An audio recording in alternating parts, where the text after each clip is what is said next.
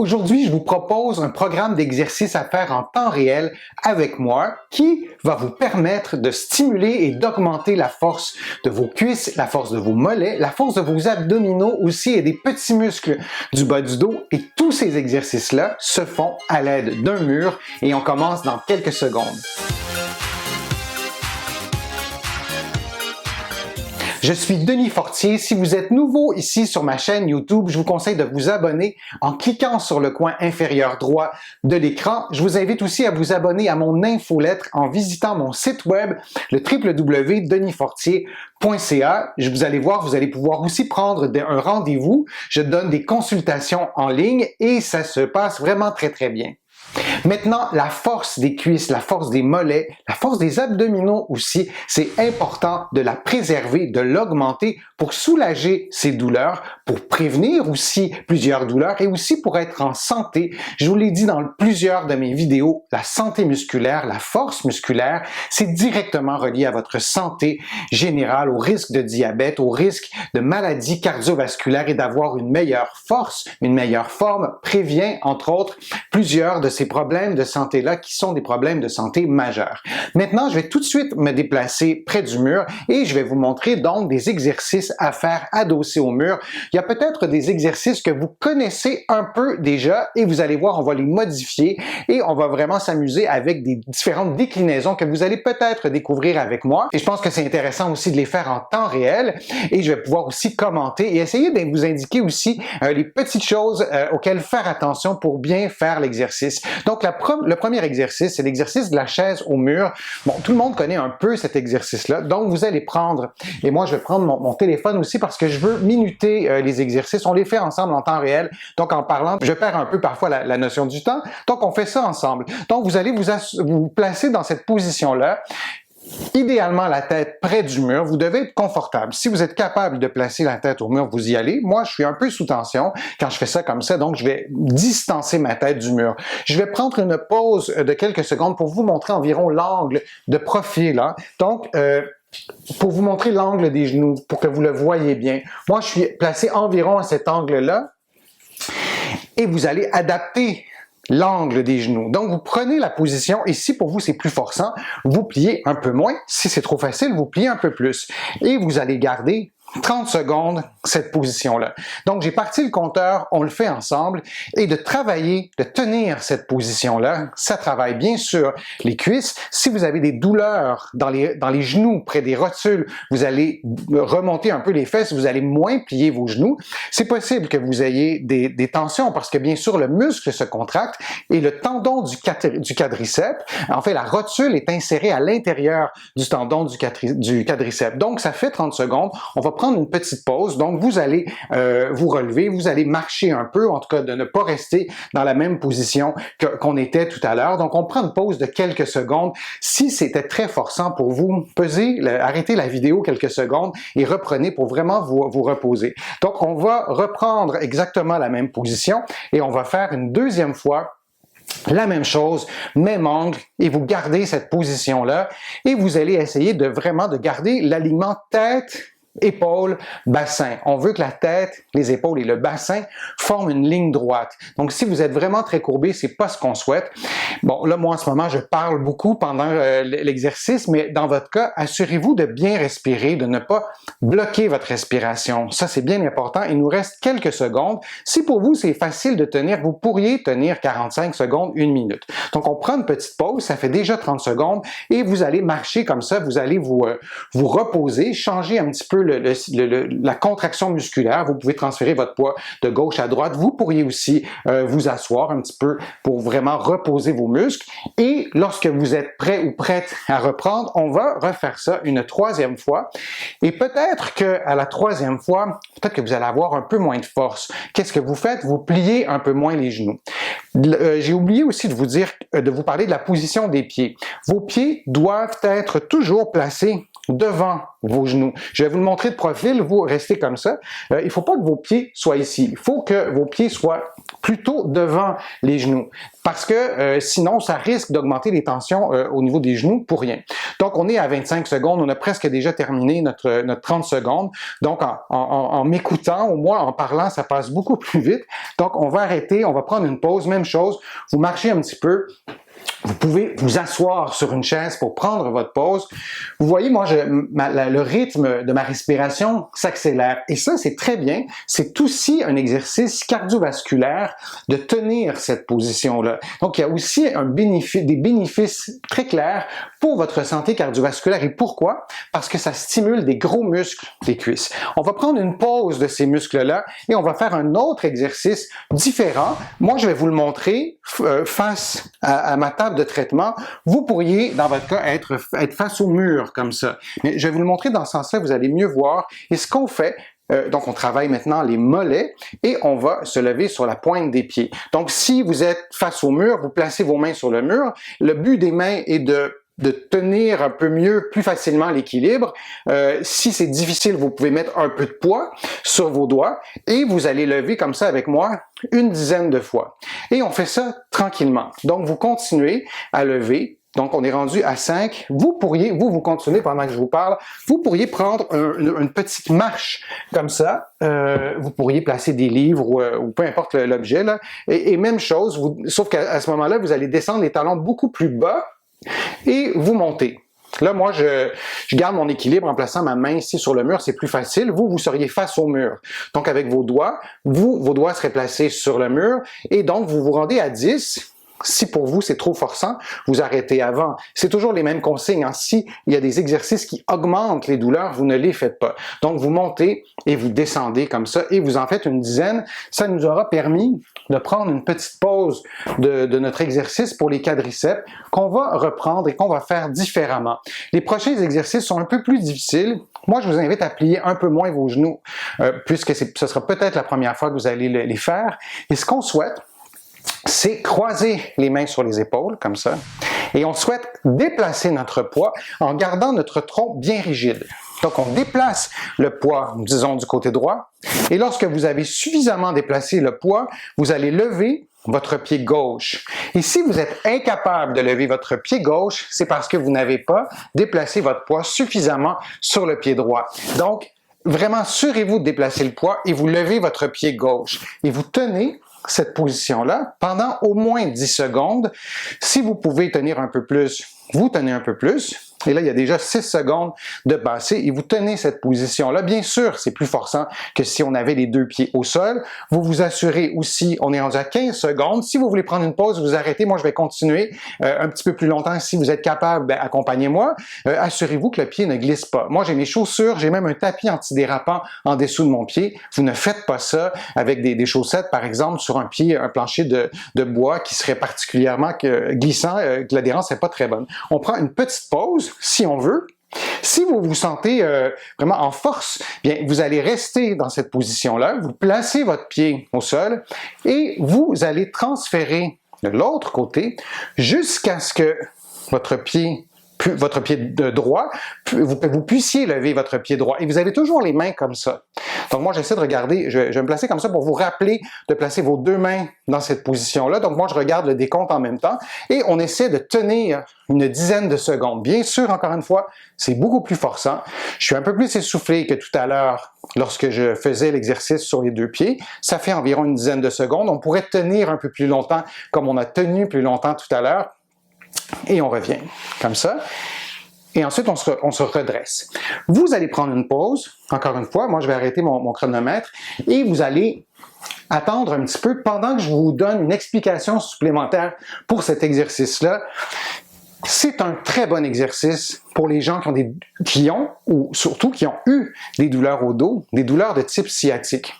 Lorsque vous avez vos mains comme ça, vous transférez votre poids de ce côté-là, tous vos abdominaux, les petits muscles du dos, les stabilisateurs, et d'autant plus si vous vous assurez de maintenir une posture relativement équilibrée. Donc, lorsque vous transférez de ce côté-là, tous les muscles doivent stabiliser et vous voyez que mon tronc reste assez droit.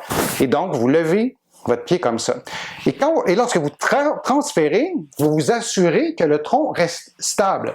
Je vous montre ce qu'on ne voudrait peut-être pas voir. Donc, on ne veut pas transférer comme ça et là d'avoir des mouvements de zigzag dans le tronc. On veut vraiment transférer du côté gauche ou de l'autre du côté droit et d'aller ce côté-ci et de suffisamment transférer de poids pour pouvoir lever le pied droit. On tient, un peu comme on a fait, et on revient. Et on prend une pause. Donc, cet exercice-là, pour rééduquer les abdominaux, pour rééduquer les stabilisateurs du bas du dos, du tronc, c'est un exercice vraiment intéressant. Et si vous le faites et vous sentez que vous faites des mouvements de zigzag, bien, vous avez peut-être trouvé un point faible, vous avez peut-être trouvé une lacune, et si vous avez des douleurs de sciatique, par exemple, qui sont récurrentes, sans vouloir être trop simpliste dans l'explication des choses, mais peut-être, je dis bien peut-être que dans votre cas, ce manque de stabilité-là peut-être contribue au fait que votre douleur, par exemple de sciatique, ou vos douleurs au bas du dos à droite ou à gauche, reviennent très souvent. Donc, souvenez-vous de cet exercice-là, et si vous n'êtes pas certain ou certaine que vous faites bien l'exercice, demandez à quelqu'un d'autre qui vous regarde pendant que vous faites l'exercice, ou faites-le devant un miroir pour que vous puissiez faire l'exercice de façon symétrique et que vous puissiez aussi rééduquer les muscles. On va refaire l'exercice qu'on vient de faire. Donc, moi, je vais reprendre aussi mon chronomètre. Vous placez les deux mains comme ça et vous transférez d'un côté. Et dès que vous pouvez, vous levez le pied gauche et vous gardez cette position-là pendant environ 10 secondes. Et vous voyez, pendant que je vous parlais, j'avais tendance à me placer comme ça. Le corps, vraiment tendance. Vous allez avoir aussi tendance à placer vos mains. Si c'est un petit peu faible, ça fait 15 secondes. Et on va transférer l'autre côté, les mains comme ça, en restant bien symétrique, bien stable. Et il faut transférer suffisamment de poids pour être capable de lever l'autre pied. Et on refait un autre 10-15 secondes. Si vous avez mal aux genoux, si vous avez mal au dos, vous prenez des pauses, vous tenez moins longtemps, vous arrêtez la vidéo pendant 1 minute ou 2, vous la reprenez après, ou sinon, demain ou après-demain, lorsque vous referez et on transfère de l'autre côté, on a fini notre 15 secondes et on se redresse et on prend une pause, et la pause, vous la prenez en position assise ou vous marchez. Donc, on veut vraiment s'assurer de prendre une vraie pause. J'ai beaucoup de mes patients qui me disent « Non, je vais continuer », mais pour pouvoir avoir une augmentation de force, pour que vos muscles se reconstruisent, parce que c'est ça le sujet, bien, vos muscles ont besoin aussi de prendre des repos pendant les exercices qui sont notamment vraiment quand même pas mal exigeants. Donc, vous avez pris votre pause, vous avez peut-être aussi mis ma vidéo en ce moment sur pause pour prendre une plus longue période de repos. Maintenant, vous allez prendre la même position. On n'aura pas besoin du chronomètre. Vous pouvez décider de plier les genoux un peu moins ou un peu plus. Je les plie un peu moins pour vous montrer ce que ça donne. Et en passant, si vos genoux sont moins pliés, il n'y a pas de gêne à y avoir. Parfois, mes patients vont me dire « Mon Dieu, ça donne rien, j'ai les genoux presque pas pliés. » Si ça force dans vos cuisses, si ça force dans votre tronc, oui, c'est efficace, ça vaut la peine de le faire. Donc, vous vous placez comme ça, les mains croisées ici, et vous allez lever les talons. Et vous allez redescendre, et je le répète, vous vous assurez d'être sur un revêtement qui ne glisse pas. Vous mettez un tapis de yoga, moi c'est ce que j'ai fait, c'est antidérapant, c'est un plancher de bois, et j'ai mes chaussures, donc c'est impossible que ça glisse, et en plus, j'ai ma table de traitement qui est sur le tapis, donc c'est très stable, et ça c'est important. Parce que si ça glisse, vous pouvez tomber, mais il n'y a pas que ça, c'est que ça sera beaucoup plus difficile d'être stable, ça sera beaucoup plus difficile de générer de la force. Et vous faites une dizaine de mouvements comme ça, je suis en train de lever les talons vraiment tranquillement en gardant les genoux, en essayant de garder une posture droite. Donc, ça travaille certains muscles du mollet et les muscles qu'on travaille en faisant cet exercice-là sont différents de l'exercice qu'on a fait debout, que vous avez fait probablement debout, adossé face au mur, c'est-à-dire, et moi je l'avais fait face à ma table de traitement. Et là, vous prenez une autre pause, 30 secondes, 10 secondes, 20 secondes. J'en profite pour vous donner d'autres informations pour bien faire les exercices. Mais dans votre cas, le but principal d'arrêter, c'est vraiment, je me répète, mais de retrouver vos énergies et de pouvoir faire les exercices plus longtemps. On continue nos exercices. Et là, on va se servir d'un ballon suisse ou d'un grand ballon. Vous êtes plusieurs à m'écouter en France. Je ne pense pas que vous appelez ces ballons-là un ballon suisse. Là, il y a plusieurs façons de les nommer. En tout cas, le gros ballon, vous l'avez vu. D'ailleurs, vous pouvez m'écrire dans les commentaires comment vous appelez ces gros ballons-là. Donc, ça va parfaire mon éducation en termes de terminologie de ballon. Et donc, cet exercice-là ressemble un peu aux autres, sauf que vous voyez, il y a un rebond. Donc, vous croisez les mains et vous allez plier. Et vous allez déplier. Là, je descends relativement bas. Vous gardez les mains croisées ici. Là.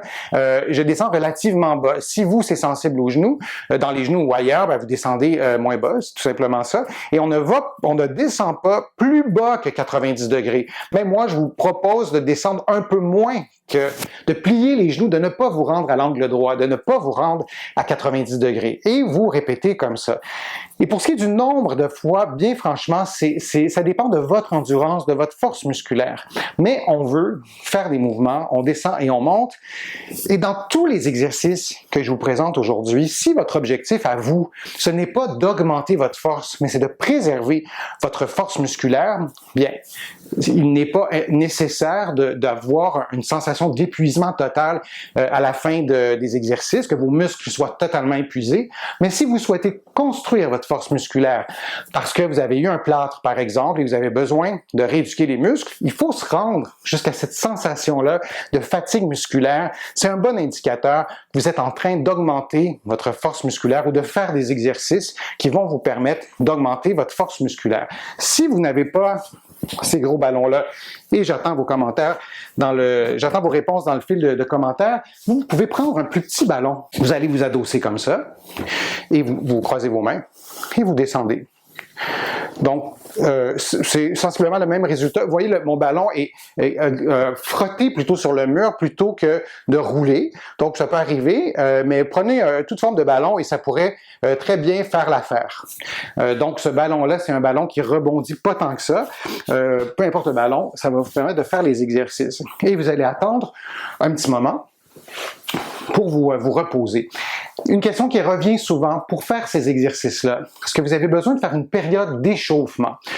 Je vous dirais que non, c'est pas nécessaire de faire une période d'échauffement. Vous pouvez commencer au début par faire l'exercice qu'on a fait, mais en pliant un peu moins, en allant chercher un niveau d'intensité peut-être un peu moins élevé. Mais c'est pas nécessaire de faire une période d'échauffement, c'est des exercices qui requièrent plus ou moins de grands mouvements, plus ou moins de mouvements de grande amplitude. Donc, non, c'est pas nécessaire de faire une période d'échauffement. On va refaire maintenant le premier exercice qu'on a fait et on va terminer avec celui-là. Et ensuite, je vais vous montrer un étirement qui va vous faire du bien. Donc, on va faire même chose. Environ 30 secondes et on va tenir cette position-là sur les deux pieds. Vous pouvez descendre un peu plus bas. Moi, je vais le faire. Vous vous assurez de garder un bon alignement tête, épaule, bassin. Vous pouvez garder vos mains ici. Le but de garder les mains ici, c'est qu'on s'assure d'avoir une posture symétrique. Ça fait que si vous êtes un peu incliné, en plaçant vos mains sur vos épaules, peut-être que ça va aider votre cerveau à percevoir que la position, elle est asymétrique parce que parfois, on ne s'en rend pas compte que cette position-là est asymétrique. Et après 30 secondes, bien, vous allez vous relever comme ça, et vous allez prendre une petite pause et vous asseoir. Vous pourriez faire une deuxième et une troisième série. Si vous avez le goût de le faire aujourd'hui, placez la vidéo sur pause, répétez encore 2 ou 3 fois et venez me retrouver après parce que je vais vous montrer un exercice d'étirement. Vraiment, on va faire ça rapidement. Donc, on va le faire maintenant, cet exercice-là. C'est simple. Vous prenez votre cheville, je vais me placer comme ça, ou votre pied ou votre cheville. Si jamais vos mains ne se rendent pas, on a chacun notre longueur de bras. Donc, vous pouvez tenir aussi votre pantalon, mais moi, je suis capable, donc on va le faire comme ça. Et pour aller tirer les cuisses, on va garder l'étirement pendant 30 secondes. On essaie d'effacer le creux du bas du dos pour voir si on y arrive. On essaie d'avoir la cuisse qui est dans ce plan-là, mais pas comme ça. Et lorsque vous faites l'exercice, vous ne vous laissez pas aller votre genou sur le côté, vous vous placez comme ça. Et on fait ça de l'autre côté. Vous tenez un point d'appui. Bon, moi, je me sens à l'aise et j'ai pas besoin d'avoir un point d'appui. Donc, oubliez pas, on ne veut pas de genou comme ça. On va avoir la cuisse, les deux cuisses parallèles. Et on tient une trentaine de secondes. On détruit un mythe. Est-ce que c'est bénéfique? Est-ce que ça vous protège des blessures et des sensations de courbature, le fait de faire des exercices d'étirement comme ça après un exercice de force? La réponse, c'est non. Il n'y a pas d'effet de prévention des blessures, il n'y a pas d'effet non plus de diminuer les courbatures après l'entraînement. Par contre, de maintenir une bonne mobilité, une bonne souplesse musculaire pour plein de raisons, c'est bénéfique pour vos articulations, mais ça ne prévient pas les courbatures, les douleurs musculaires qui suivent un entraînement, particulièrement soit un entraînement exigeant ou un entraînement qui a sollicité des efforts qu'on fait très peu souvent. Donc, vous avez une série d'exercices pour travailler la force des muscles. Vous allez tout faire ça adossé au mur. J'espère que ma vidéo a été utile. J'espère que les explications étaient claires. Si vous l'avez aimée, je vous invite à la partager sur les réseaux sociaux, à cliquer j'aime et à me faire des commentaires, des suggestions pour des prochaines vidéos. J'adore vous lire. Je lis tous vos commentaires. Vous allez trouver beaucoup d'informations aussi sur mon site web, le www.denisfortier.ca. Il y a aussi beaucoup d'informations dans mes livres qui sont disponibles partout au Canada en librairie et sur le web.